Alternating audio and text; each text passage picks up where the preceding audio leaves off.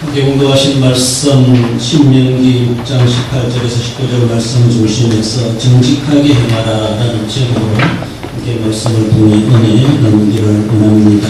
정직이란 말은 굳이 사전적으로 해석을 하지 않고 마음에 거짓이나 꾸밈이 없이 바르고 곱다 이런 의미를 가질 수 있습니다. 지금 정직이란 말을 본문의 말씀으로 바라볼 때 우리 하나님께서 인간들에게 주시는 말씀 가장 중요한 명령이시기도 하고 하나님의 최대의 관심사이시기도 하다 이렇게 말할 수가 있습니다. 하나님께서 거기에 관심이 깊으시다라고 하면 우리는 거기에 마음 깊이 담아둬야 되고 우리의 관심도 우리의 초점도 우리의 마음도 거기에 쏠리는 것이 지극히 당연한 신앙의 반응이다라고 할 수가 있습니다. 그렇습니다. 정직이란 반대말이 거짓이다, 교활하다 이렇게 말할 수가 있고 다르게 보면은 정직하지 못한 불의함과 또한 부정이라는 말로 우리가 생각해 볼 수가 있습니다. 그치는 부정이 난무한 오늘의 세상 가운데 하나님께서 우리에게 주시는 너희는 정직하라 하시는 말씀을 다시 한번 우리가 새기고 하나님 우리에게 관심이 있고 하나님 우리에게 명하시는 그 정직성에 대해서 다시 한번 더 되새겨가고 우리의 잘못된 그런 마음과 잘못된 행위와 그리고 부정들이 바르게 고쳐져야 된다는 것. 그래서 마음에 거짓이나 꾸밈이 없이 바르고 고든 마음 활동, 고든 행동들을 우리가 해가야 할 것입니다. 하나님께서 왜 우리에게 하여금 정직하라 하시는가? 하나님이 어떤 분이시기에 우리 하나님이 어떤 하나님이시기에 우리에게 그런 정직을 명하시는가? 라는 것을 함께 살펴보기 원합니다. 먼저 우리 하나님은 진실하신 하나님이기 때문이다 이렇게 말할 수가 있습니다. 18절에 여호와께서 보시기에 정직하고 선량한 일을 행하라. 모세가 모압 땅에 이스라엘 백성들을 이제 데리고 와서 요단강만 건너면 가나안 땅이 되죠. 신명기서는 모세가 이제 그들에게 고별 설교하는 설교집으로 구성되어 있습니다. 그 설교 가운데 이 백성들에게 그들이 이제 가나안 땅에 들어간다라면은 들어가는 것이 다가 아니라 들어가서 어떻게 하나님을 숨겨 살아가야 될 것인가. 그래서 율법을 읊어주고 해석해 주면서 그들이 가나안 땅에 들어가서 어떻게 살아가야 할 것인가라는 것을 말씀해 주십니다. 하나님은 약속대로 이 땅을 주시지만은 만약 그 땅에 들어가서 하나님이 주신 말씀대로 살지 못하면은 그 땅에서 쫓겨날 수도 있다 이런 경계를 해주면서 그 땅에 들어 어떻게 살아가야 될 것인가 그것을 말씀하시면서 우리 하나님은 진실하신 하나님이기 때문에 그 땅 들어가서 정직하게 살아가야 된다라는 것을 의략적으로 말씀해 주십니다. 여러분들 하나님의 절대 명령을 말씀해 주시는 것은 오늘 본문에 어쩌면 전체적인 모습에서는 한마디로 애기 쓰는 바로 하나님 앞에 정직하라라고 하는 것을 말씀하십니다. 왜? 하나님은 신실하신 하나님. 하나님에게는 부정이 없습니다. 하나님에게는 속임에는 거짓이 없고 꾸밈이 없습니다. 가식이나 형식이 없습니다. 하나님 행하시는 그 모든 하나님의 존재 자체가 신실하시다 이렇게 표현합니다. 신실. 그래서 정직하다, 옳다. 하나님 행하시는 것은 모든 것이 옳은 겁니다. 여러분들 옳고 그름의 기준은 세상에서는 그 나름대로 법이 있고 문화가 있고 또 양심이 있고 나라마다 기준이 다를 수 있겠지만은 절대 기준자는 우리 하나님이십니다. 우리 하나님이 모든 지금 선과 악의 의와 권리의 기준이 되신다라는 것이죠. 하나님이 보실 때에 이건 옳지 않다라고 하면 옳지 않은 겁니다. 하나님이 옳다 하시면 옳은 것입니다. 하나님 이거는 부정하다는 부정한 것입니다. 하나님 이것이 의롭다라고 하시면 의로운 것입니다. 그렇습니다. 하나님은 유일하신 하나님이시죠. 어떤 환경에 대해서 하나님이 바뀌어지는 것이 아니고 시대와 상황 따라 지역 따라 달라지는 것이 아닙니다. 우리 사람들은 여러 지역에 흩어져 있고 서로가 한 곳에 모여 살 수 없고 또 지구 반대편에도 같은 인간으로 살아가고 있고 그러다 보니까 문화가 다르고 상황이 다르고 형편이 다릅니다. 그러다 보니까 그들 나름대로 나라라는 것을 세우고 민족 공동체를 이루어가다 보니까 그들 나름대로의 전통이 있고 또 룰이 있습니다. 그러니까 사람마다 다 다를 수가 있고 나라마다 다 다를 수가 지역마다 다 다를 수가 있습니다. 왜? 많기 때문에 다양하기 때문에. 그러나 사람들이 살아가는 그 모든 삶의 기준은 각 나라마다 법이 있겠지만 로마 가면 로마법을 따르라고 하지만은 그 전체적인 모습으로 인류라는 것을 생각해 볼 때에 그 모든 인류의 기준자 되시는 분이 하나님이시라는 것이죠. 세상의 나라에 세상의 사람의 기준을 본다면은 어떤 나라 갈 때마다 기준이 다 달라지는 거예요. 국기도 달라지고 그것이 옳고 그름도 다 달라집니다. 그것은 옳은 것이 아닙니다. 절대 의라고 하는 것은 하나님밖에 없어요. 왜? 하나님은 유일하시기 때문에 하나님은 바뀔 필요가 없어요. 나라 따라 상황 따라 대상 따라 시대 따라 하나님은 그래도 안 바뀌신 하나님 유일하신 분이시기 때문에 하나님이 한번 정하신 것은 절대 기준이십니다. 그러므로 세상의 모든 법과 윤리와 양심과 우리의 모든 행동도 하나님께 기준을 맞춰야 되지. 하나님께 맞지 않으면은 요 하나님 앞에 심판받을 때 그 기준으로 판단받게 된다는 것입니다. 하나님은 모든 존재의 선지하시는 하나님이시다 이렇게 말합니다. 나라가 있기 전에 사람이 생기기 전에 우주가 생기기 전에 하나님은 선지하시고 하나님의 법이 있습니다. 그렇습니다. 그 법에서 파생되어 우리는 창조되었고 그래서 우리는 살아가기 때문에 우리의 국가 모든 기준은 선지하신 하나님께 있다는 것이죠. 하나님 유일하십니다. 하나님은 절대자이십니다. 하나님은 우주를 창조하시고 우리들을 창조하시고 가정이라는 공동체를 주시고 가정이 번성하여서 민족이 되고 나라가 되었습니다. 그러므로 우리 모든 올라가서 근원을 찾아보면 결국 하나님이 나옵니다. 그러므로 하나님의 모든 것의 기준이 되시는데 그 하나님은 신실하신 하나님이시다. 즉 진실하시다. 의로우시다. 정의로우시다. 이렇게 말하게 됩니다. 그러므로 모든 양심과 윤리와 국가 원칙이 각자 가지고 있다고 하지만은 우리 양심도 마찬가지예요. 하나님께 맞아야 돼. 하나님신 양심의 기준이 맞아야 되지. 각자마다 양심껏 하세요라고 하지만은 양심껏 해도 또 가지각색이 될 수가 있어요. 사람은 다양하다 보니까 그렇습니다. 그럼 하나님신 진짜 양심이 어떤 것인가? 우리 그런 걸 생각해야 되죠. 그렇습니다. 그러므로 양심과 윤리와 법과 원칙도 사람이 만든 원칙이 아니라 하나님의 원칙, 하나님은 진실하시기 때문에 하나님의 진실하심의 근거에서 너희는 정직하라 이렇게 말씀하십니다. 그렇습니다. 하나님께서 보실 때에 정직하지 않는 것은 다 사람들이 만드는 것이고 하나님께 정직하지 않는 것은 하나님의 심판대에서 다 걸러낼 것을 걸러진다는 것을 말씀하는데 하나님의 정직에 맞지 않는 것은 다 불의한 것으로 부정한 것으로 하나님은 판단하시고 취급하시고 징계하신다는 겁니다.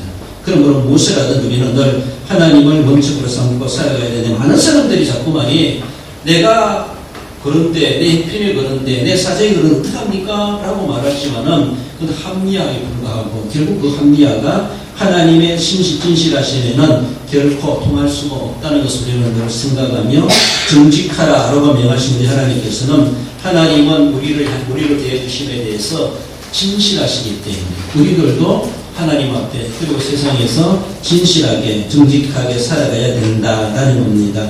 하나님의 진실하심을 인정하지 않고 자기 마음대로 자기의 원칙대로 살아가다가 하나님의 진실하심 뭔가 상충되는 일이 생겨난다면은 그의 죄는 자기가 책임져야 된다는 것을 우리는 알아가야 합니다.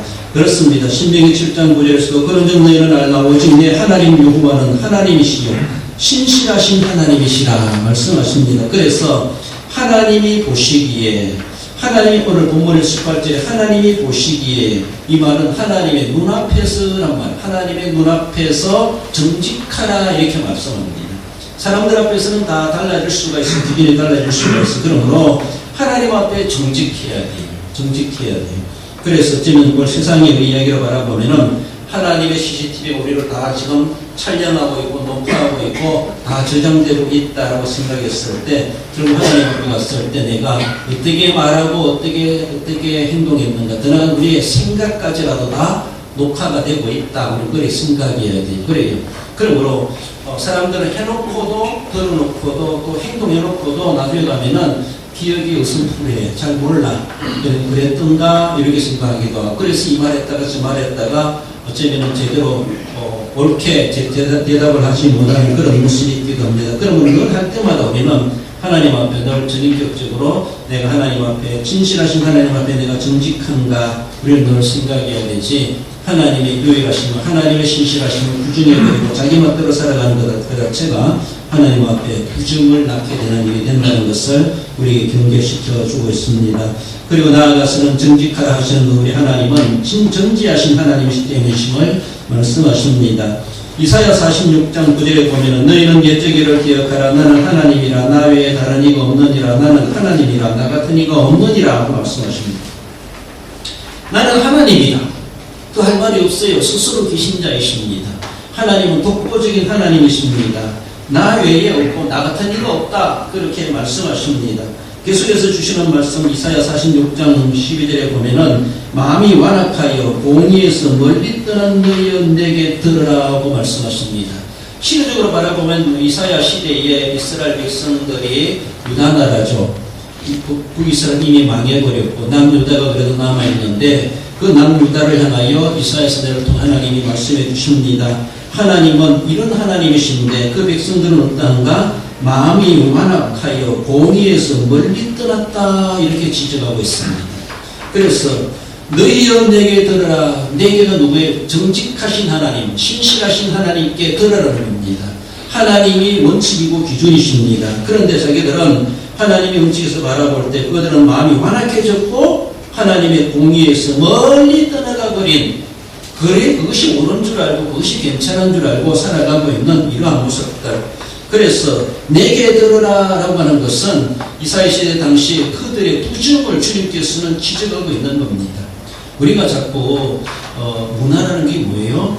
나쁜 것도 그것이 좀 보편화되면은 하나의 보편의 악이 된다 이렇게 말하죠. 보편의 악. 그러니까 나중에 가면 그게 악인 줄도 몰라. 너도 나도 다 하니까 이 부정인 줄도 모르고 그냥 그렇게 살아가요. 해도 되는 줄 알아. 또 모두가 다 하니까 그것이 별로 범법도 아닌 것처럼 그냥 유야무야 지나가 버려요. 그래. 이것이 얼마나 무서운지 몰라요.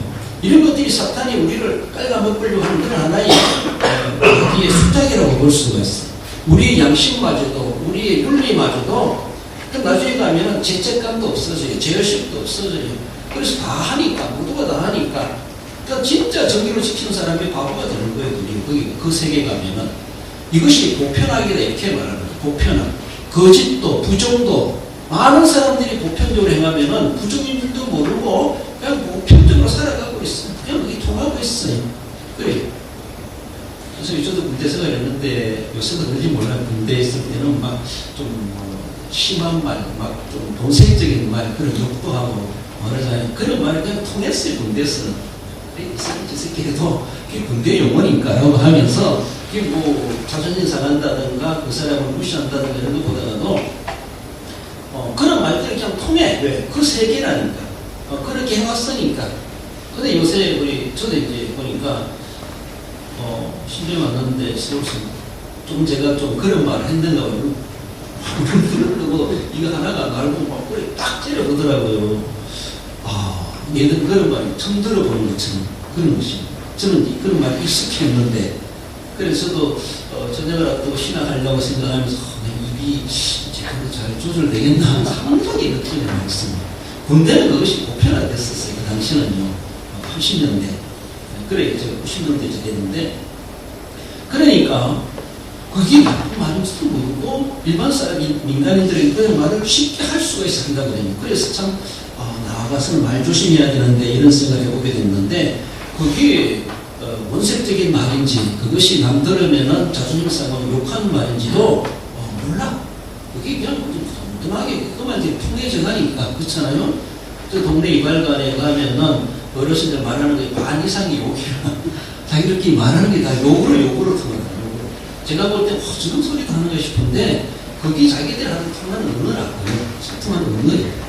그러니까 그것이 나쁜 말인지도 모르고 그것이 자존심 상하는지도 모르고 다른 인정 못 오가는 것도 모르고 자기들끼리 그것이 그냥 통해. 또 우리가 친한 친구들끼리는 막 상스러운 말을 해도 그냥 친하니까 그만큼 이해되죠. 그러나 그것이 보편이 될 수는 없다라는 것입니다. 우리 하나님은 전지하신 하나님이시다. 전지가 뭐예요? 다 아신다는 거예요. 모르시는 것이 없으신 하나님이라는 거예요. 그래 하나님을 속일 수가 없다는 겁니다. 그래서 하나님께서는 내게 들으라 46장 2절에 12절에 너희는 내게 들으라고 말씀하십니다. 세상에 이 소리 저 소리 들으려고 그걸 따라 하지 말고 하나님의 목소리를 듣고 하나님이 정해주시는 것을 기준으로 삼고 그렇게 해야 되는데 당시 이스라엘 백성들은 제 소견에 오른 대로 살아간 거예요. 그걸 해도 되는 줄 알고 그러다가 결국은 북이스라엘은 우상숭배도 망했고 남유다도 결국 망함의 이치에 놓여져 있습니다. 이러다가 나라가 망한다는 것을 이사야 선지자를 통해 내다보게 하시고 그렇게 말씀하십니다. 어쩌면은 또 한편에서는 포로로 끌려가기도 하면서도 그래도 깨닫지도 못하고 그렇게도 되는 줄 알고 살아가고 있는 이것이 만연해져 있다는 것이죠. 얼마나 무서운지 몰라요. 그 하나님께서 징벌하신다는 것도 깨닫지 못하고 계속해서 이스라엘은 그 길로 가는 그런 모습 하나님은 관심 집중시켜 주십니다. 그래서 너희는 내게 들어라.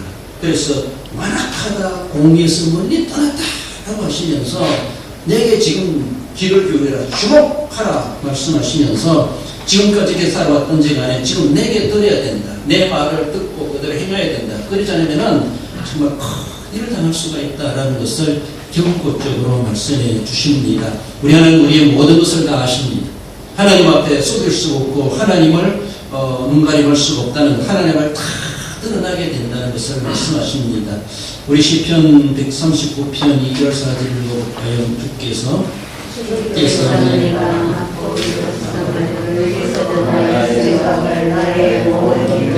내가 묻는 것을 여호와여 내게 대하여 알지 못하시는 것이 하나도 없으시니이다. 그렇습니다. 우리가 앉고 일어서는 것, 들어가서는 생각하는 것, 마음속에 있는 것까지도 다 아시는 우리 하나님이십니다. 우리의 선행도 아시고 우리 악행도 다 보고 계시기도 하고 다 알고 계시고 하나님은 다 정지하시다.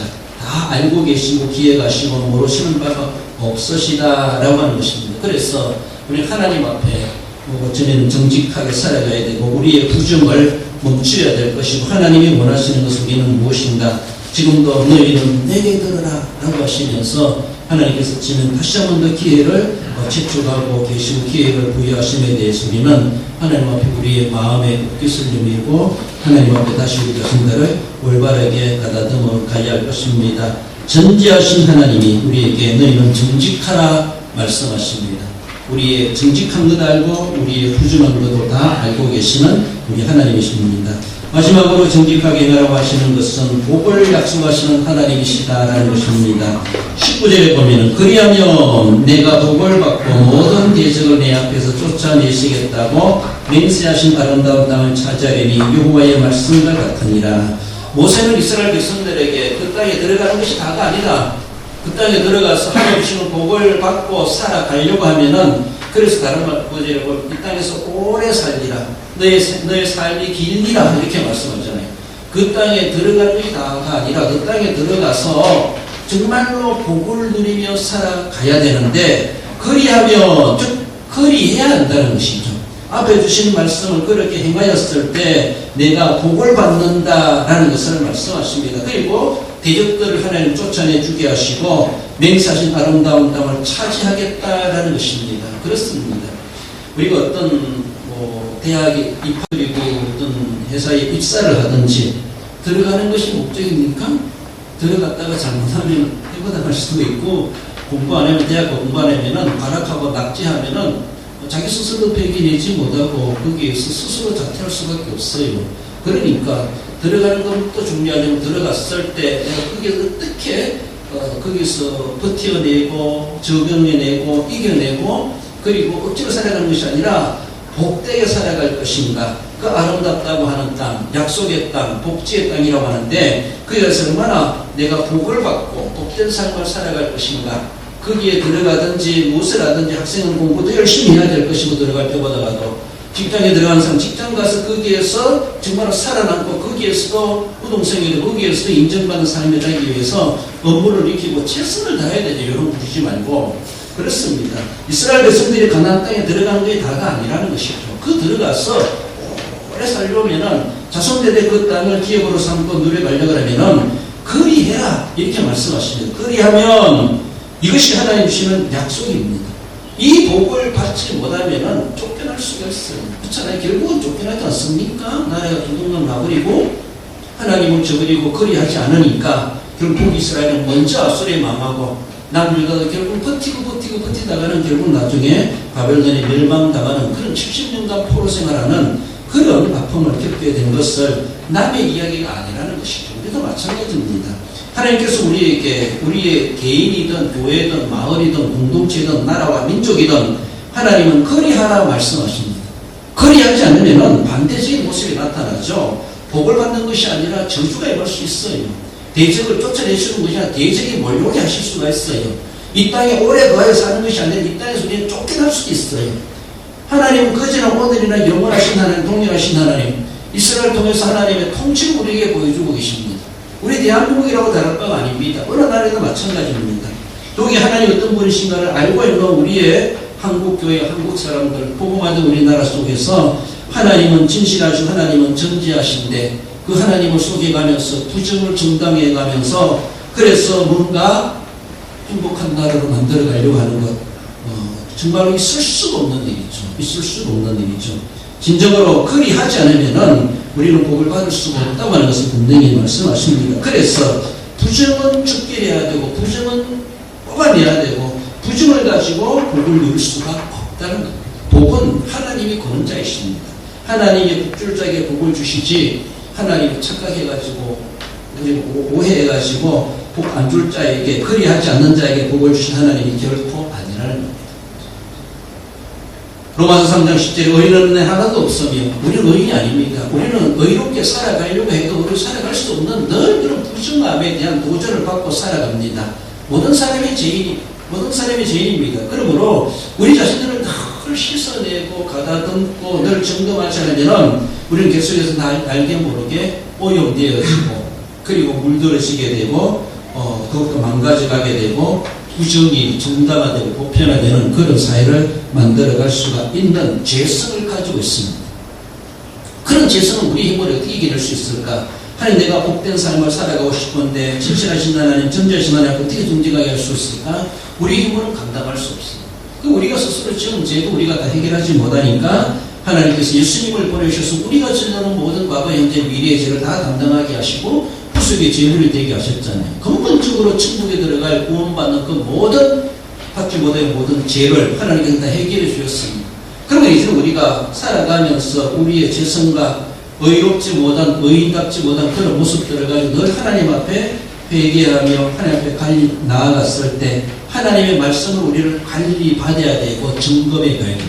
우리가 건강관리하는 것도 가만히 놔두면 안 되죠. 나 아무 이상 없는데요. 아무 이상 없는 사람이 하룻밤 사이에 가버려요. 어떻게 보면. 그런데 모르니까 가는 거예요. 그래서 늘 수십번으로 1년이고 2년 단위로 우리가 종합검진하며 또 계속해서 자신을 점검해 가는 것이 뭔가 또 문제가 있으면 계속 체크를 받고 관리하잖아요. 그 상태가 얼마나 커갔는가, 얼마나 어떻게 되었는가, 이걸 관리하지 않으면 안 된다는 것이죠. 우리는 재성이 있어요. 의인은 없나니 하나도 없나니. 우리가 처음부터 의인이면 가만히 놔둬도 의인이에요. 그럼 우리는 가만히 놔두면 안 돼요. 우리는 의인이 아니고 죄인이 재성이 있어요. 가만히 놔둬도 죄를 짓게 돼 있고 죄에 물들고 죄에 오염되게 돼 있고 죄라고 하는 암덩어리가 우리 몸을 계속해서 죽여가고 있었다는 것이죠. 영적으로. 그러니까 그것을 하나님의 말씀으로 늘 우리를 다듬어가지 않으면 늘 구속의 은혜의 감격을 다 회복하고 십자가에 묵상해가며 주님 우리 내 죄를 다 사하셨다는 것에 대해서 다시 한 번 더 각오하고 우리의 마음에 되새기지 않으면 우리 언젠가는 세속화 되고 인본화되고 사람이 원하는 대로 그러한 신앙, 그러한 모습이 물들 수밖에 없다라는 겁니다. 그러므로 우리의 마음속에 있는 모든 죄성이 죄가 되고 악이 되고 부정이 되고 거짓이 되지 않도록 우리는 늘 하나님의 말씀으로 관리해 가야 되고 날마다 주님 앞에 엎드리고 기도할 때마다 십자가를 묵상하고 주님께서 왜 그렇게 돌아가셨는가, 왜 그렇게 희생의 제물이 되셔야 됐는가, 내 죄 때문에 그렇다는 것. 근본적인 일이 해결되었다 할지라도 살아가면서 행하면서 여러 가지 전인적으로 짓는 모든 죄도 하나님 용서해 주시옵소서. 하나님 가장 싫어하는 것이 죄입니다. 그러니까 정직하라 말씀하지 않습니까? 하나님 앞에도 정직하고 말씀 앞에도 정직하고 사회 앞에도 정직하고 그리고 우리 양심에도 정직하고 모든 사람들 앞에도 정직한 모습이 되어야 될 것을 말씀하죠. 우리는 의인이 아니지만 그러나 의롭게 되도록 몸부림쳐 가야 된다는 것이죠. 그것이 우리에게 필요합니다. 그렇습니다. 그래서 가만히 놔두면 망가질 수밖에 없는 우리들을 거짓말을 밥 먹듯이 하는 그런 사람들이 있고 좋은 말 해놓고도 내가 진짜로 그런 줄 알고 사람을 아주 등쳐먹는 것처럼 그런 말들을 대놓고 하는 사람이 없더라 있기도 합니다. 너무나 불량스럽고 쓰레기 같은 그런 인생의 삶을 살아가는 사람들이 얼마나 많은지 몰라요. 그런 인생들을 정말로 예수님의 보혈로 희업해야 되고 수술해야 되고 완전히 이식해야 될 정도로 그래야 되지 않겠는가. 이런 잘못된 인생을 가진 우리의 마음들을 하나님께서 도련해 주시고 우리를 깨끗하게 해주시기 우리는 강구해 가야 됩니다. 어떻게 하나님이 복을 주시겠는가? 하나님은 복을 주신다면 거꾸로 하면요 우리에게 저주도 주실 수 있다는 겁니다. 그래서 성경은 화와 복의 근원자 되신 하나님, 주관자 되신 하나님, 생사복의 주권자 하나님, 우리를 살리기도 하시고 죽을 수도 있으고 우리를 복되게 하실 수도 있고 우리에게 화가 임하게 하실 수 있는 하나님이십니다. 하나님 그는 주권자이십니다. 하나님이 임재하시면 두 가지가 나타납니다. 하나님의 구원 아니면 하나님의 심판이, 예수님이 오신 재림하실 때도 마찬가지예요. 하나님의 구원 아니면 심판이 양면적으로 동시다발적으로 일어납니다. 그래요. 우리 하나님은 우리에게 복을 주신다, 복을 약속하셨다. 그것은 반대로 하면은 하나님이 진노, 하나님의 저주도 우리에게 약속되어 있습니다. 여러분들, 예수 믿으면 천국 가는 것이 하나님의 약속입니다. 예수 믿으면 지옥 가는 것도 하나님의 약속이에요. 신실하신 하나님 그 약속을 분명하게 지키십니다. 그래요. 믿으면 구원, 믿지 않으면 불씨는 지옥 가게 하는 것도 하나님의 약속을 이행하는 거예요. 믿어 구원받는다, 믿는 사람이 천국 가게 하시는 것도 하나님의 약속을 이행하시는 거예요. 신실하신 하나님, 거짓을 모르시는 하나님, 거짓되게 못하신 하나님 때문에 지옥 갈 사람을 천국 가게 할 수 없다는 것이죠. 천국 갈 사람을 지옥 가게 하나님 잘못 일하시는 분이 아니시라는 것이죠. 하나님의 약속은 우리에게 복을 약속하셨다. 긍정적인 모습 이렇게 말할 수 있는데 다르게 보면은 복을 못 받을 사람에게는 저주가 약속되어 있다는 것을 우리는 생각해야 해요.